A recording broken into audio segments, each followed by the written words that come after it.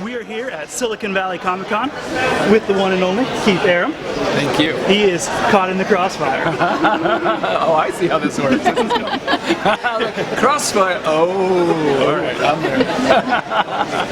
So we just recently saw Keith's new movie, The Phoenix Incident. We have a review up on the site, so check it out. But we wanted to talk to Keith live so you could get a good idea of a little bit more about the movie and about Keith's background and just hear what he has to say about it. Thank you for having me. Appreciate it. You're welcome. Thanks for having us. This is cool. And this is a great place to have it. I mean, Silicon Valley, and this is our audience. It's the gamers, it's the movie crowd, it's the tech crowd, and it's everything we love and try to bring into the movie. He has an awesome booth right here, right out front. Everyone that's walking in gets to see it. Check out the new movie. This has been great too because so many people. We were just here a few weeks ago for CineQuest, and we did some packed screenings here, and people have been coming over and telling us how much they love the movie, and the fact that our audience is sort of lives in this area and they come to this area, and there's so many great theaters in this area that people get to appreciate their love of games, their love of movies, and all in the same place. So this is a great spot to have it, and this audience is phenomenal for the first time ever here. It's great. Are you going to be at WonderCon next week? I'm going to be at WonderCon, and we're also going to try to make an appearance at the Salt Lake City Comic Con. So cool. A lot of traveling to cons. We first premiered this at San Diego Comic Con this last summer, and showed people a sneak preview of the trailer and what we were doing, and got a great response.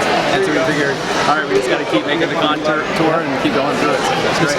Keep doing the promotional run. Right, that's right. So let's take it back a little bit. Yeah. You started with video games. Yeah.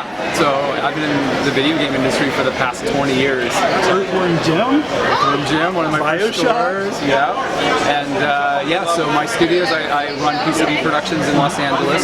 So we've got 5 recording stages, and I've worked on almost 600 games now over the past 20 years. And it's been so much fun because I get to do music, I get to do sound effects, I get to direct actors, I get to do motion capture, I get to do facial capture, I get to do all these fun technical things and get to Frankenstein these performances into these video games. And the technology keeps changing. We started in the Sega Genesis days and the Nintendo days, and now doing stuff for Xbox and PlayStation and all these VR projects now. And it's just this evolution that's been just evolving from this industry, and all the people that I love to work with, I wanted to bring into my first motion picture, and that's what we did. And so this film is really a reflection of all those years of game work, and here we are. Yeah, it was really cool seeing the actors that were involved. Yeah, we've got Troy Baker, and we've got Liam O'Brien, and Yuri Lowenthal, and Travis Willingham, and Brian Bloom, and Matt Mercer, all these great actors that have been working in games for years, and I've worked with these guys for so many years to just know who they are as people, as they are as performers, and even though their faces may not be known other than the fan base, they're great on-camera actors, and I really wanted to have them on my first film and really allow that to help strengthen the film, the performances there, and I think you really see it in the movie, this natural bond between those guys, because that really is them, and I wrote a lot of the story around who they are as people. It really seemed like they were just a group of guys out hanging.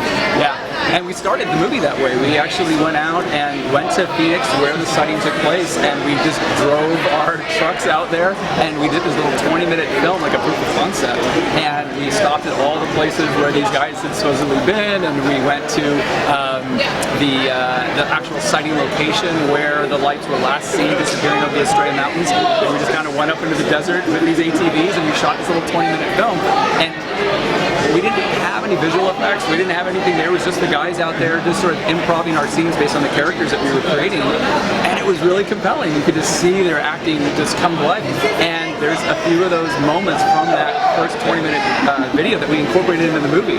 So it was nice, it was very powerful, and I think that really helps the audience bond with these guys, because a lot of films that are in this style don't really do a lot of character development. They kind of either jump right into the action or they do other things, and this I wanted to have sort of that background of these characters to show who they were as people and what their ambitions were without going too heavy-handed with it. Jump from video games to motion pictures. How did you decide to make The Phoenix Incident your first motion picture? Well, I I grew up in Arizona, and growing up in Arizona, you see all sorts of crazy lights in the sky. There's lots of military out there, but there's a lot of other things that just are unexplained. And I've seen things myself. People have seen things for years. And the Australian mountains, where these lights were seen, are known as the gateway to the stars. Then the Indians have talked about these lights and other experiences that they've had for hundreds of years out there. So I wanted to do something that was very familiar to me and something that was very close to just a passion that I had and a lot of experience that I had. But in working a lot of these video games, especially the military games like Call of Duty and Ghost Recon and SOCOM, we would have these military contractors that would come in and work with us just to make sure the games are authentic and we're sort of reflecting how the military would be portrayed there. But a lot of these contractors either were from Arizona or had been in other bases, and they would find out that I was from Arizona, and they pulled me aside and they said, well, do you know what happened in Phoenix in '97? And I was like, yeah, the Phoenix Lights, everyone knows about the Phoenix Lights. And they're like, not like this.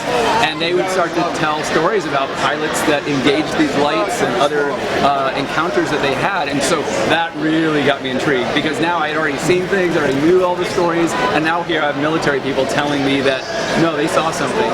And so I figured that was a great jumping off point. And so we independently financed the film.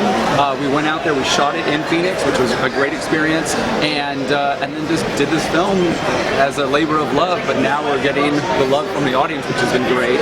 And the fact that we can take an independent film and bring it out here, but incorporate the game audience, incorporate the UFO audience, and bring in the thriller, found footage, sci-fi audience as well. It's been this really interesting exploration in making films, as well as just exploring partnerships with technology companies like Steam and Fandango and Shazam, and so that's been, I think, one of the real benefits of working on a movie like this, is that you're not just limited to the theaters anymore. We have a viral campaign that's got 20 million engagements online. So, and being here at places like Silicon Valley, you have this audience that is looking for something more than just going to a movie theater now, and more than just being on their phone or on Netflix.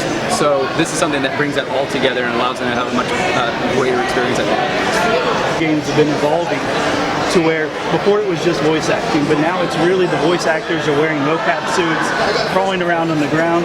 It's really become more full-on acting. Yeah, completely.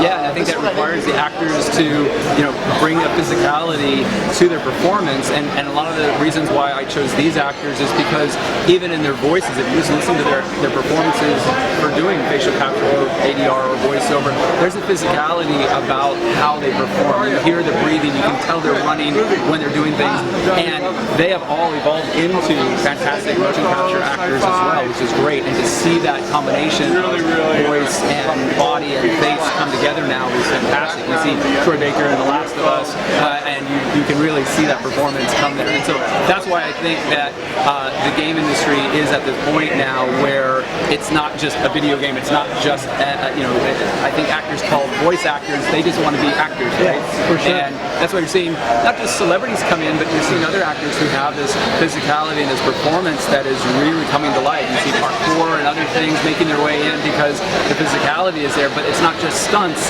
it's the full body performance.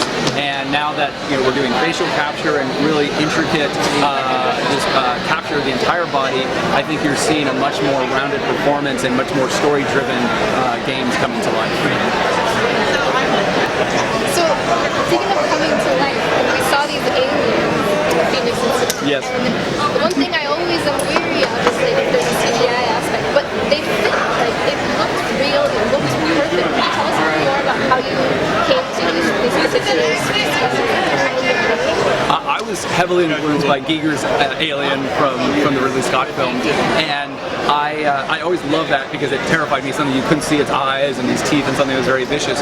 But I also wanted to do something that wasn't necessarily the pilot of these ships or anything else that was there. So my feeling is that if we were to engage some advanced species from another planet and we were stupid enough to shoot them down or engage with them, the first thing we're going to see is their infantry. And so we designed these creatures to be more of these attack dogs. So when you see the film, they're not really encountering the super species as much as they are seeing the Marines that are coming out. So these things were heavily defensive machines with these heads that can ram things and multiple legs can run really fast. So I actually brought one of my friends, Brandon Humphreys, who's out of the game industry, and we designed these really cool creatures. And then we moved over to Baked Effects, who do a lot of the dragons for Game of Thrones, and their visual effects team did this amazing job with these aliens. And when I wrote the script, we knew we were a low-budget film, and we're like, okay, you're never going to see the aliens. Maybe at the end we were going to show this 1 foot of the alien, and we were going to prosthetically build it. We had some really great prosthetic builders that were going to do that. But when Bake did their first visual effects test, I was like, oh my God, we can do this. And so it's been this interesting experience because it's this small film, and you're really seeing aliens, and they did such a great job because when you actually get to some of the footage, even though the film is presented as a bit of a documentary, it really becomes this found footage thriller where you're on the ground with these guys for the last 20-30 minutes. And to incorporate visual effects to that level into, you know, handheld footage and all these different perspectives was a real challenge, and I think Bake did an incredible job. And I think the audience has been really resonating with that. So I hope in my next film we're going to be able to expand on that much more and have a larger budget, which is going to happen. So it's been a great experience, and I was very delighted that we were able to bring that to the audience. I don't know how much you can say. Yeah, let's poke a little bit. So I'm actually working on 2 films right now. We're working on the prequel to Phoenix, which actually will be a separate story. It actually doesn't take place with the same guys in the same space, but it is in the same world per se. And it's going to be a prequel in a sense that it happens before this. Something happened during the Cold War, and it's also based on one of the largest sightings from another country. So that script is almost finished. We already have a lot of interest in doing that, and with the success of what we've been having with this film, that film is going forward.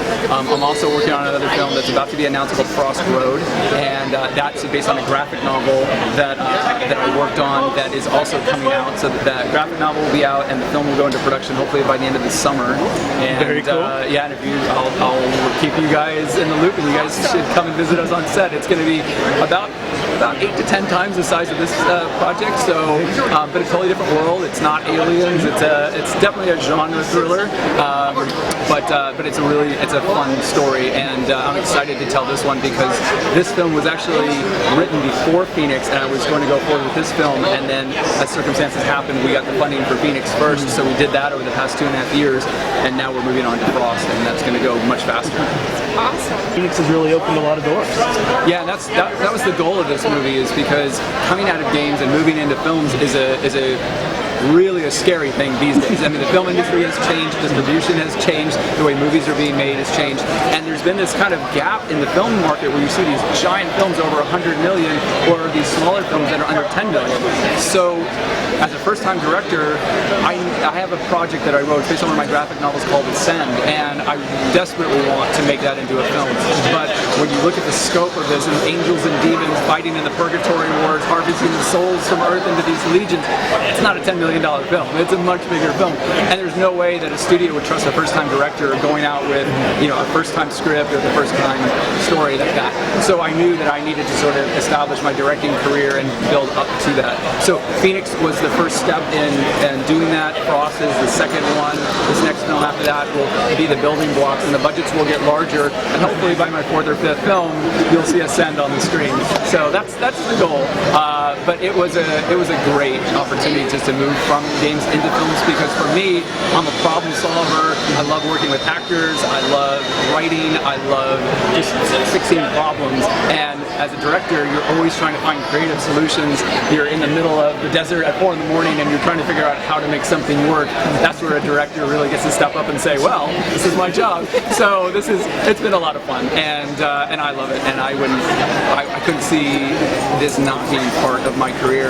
And now I want to be able to go back and develop games using this experience, using some of the technologies we created on this movie to bring back into the game space. And we brought a lot of technology from the game space into this movie. So there's a transmedia sort of evolution that's happening right now, and I think you're going to start seeing it not just in this film, but in all the projects that we put out. It's very cool. Transmedia, and I know for Phoenix Incident, there's like a whole experience. After the show that we watched, there was like a UFO Congress, and there's also some experiences on the website. Could you tell the audience a little more about that? Yeah, Yeah, so because there's so much to this world, and this film isn't just a fictional account, this is all based on eyewitness accounts. The Phoenix incident was based on this mass sighting that took place in Arizona back in '97. So 30,000 people saw this, and the governor came out on CNN and said he saw a spaceship, and John McCain started an investigation, and the Hale-Bopp comet was coming through, and the Heaven's Gate cult took their lives, and there was all these conspiracy theories going on. So the story was just too much to stick into, you know, an 80, 90-minute film. So for me, as a storyteller, I want the audience to explore all those conspiracies and learn about the sightings and learn about the cover-up and learn about the Heaven's Gate and all these different threads of the story. So we started this very elaborate viral campaign where we shot about 2 hours of additional footage that was added to the movie as part of this longer transmedia experience. And you could actually go online and start to find this little scavenger hunt of real news stories, and would link you to the actual events as well as our characters. So you get backstory on the guys, you get backstory on the Phoenix Lights, you see other mass sightings that have taken place and other military engagements, but you also find out about these cult members that really did you know, get involved, and they thought that the Hale-Bopp comet was bringing a ship with them. So that was a very interesting way to get the audience to find more of your story, more of your characters before they even get to the theater, or when they get out of the theater they're like, oh my god, this is real, and they start Googling it and they find it, and whether they find the real things or they find our story, it's a new generation of storytelling. And that's how I see transmedia really happening, and that campaign has now generated over 20 million views online for us. We released some of our UFO footage from the film that you see on here, and that went onto the 2,000 websites, and the Mirror UK put it on their front cover as a real UFO sighting. And we're trying to say, we're not trying to hoax people, guys, we're just trying to get people into our story. But we had the Department of Justice come down on us and threaten us with you know, imprisonment because they thought we were creating these missing persons websites as bounty hunters trying to track down our cast from our movie. They didn't even realize that this was a film that was being developed. It looks very real. So that's been a lot of fun. And definitely we're not trying to be a misinformation campaign. We're really just trying to inspire the audience to say, wow, this could be real. What if there is life in outer space? What if something happened? How do we look this up and get involved? And that's how it's been working. It's been great. I'm still blown away. Thank you so much. Thank you very much. Thank you guys for having me. This is great. I'm so glad that we can share this with you and your audience. And the film will be out on April 8th. It'll be in theaters again and on video on demand. And then we're going to be doing a lot of interesting creative releases on Steam, on the App Store. So look for the Phoenix Incident in a variety of ways, or find it online through our scavenger hunt. So it'll be a lot of fun. Very cool. Make sure you check it out. Phoenix Incident. Keith Arem. Thank you very much. Thank you so much for having me. Thank you. All right, take care.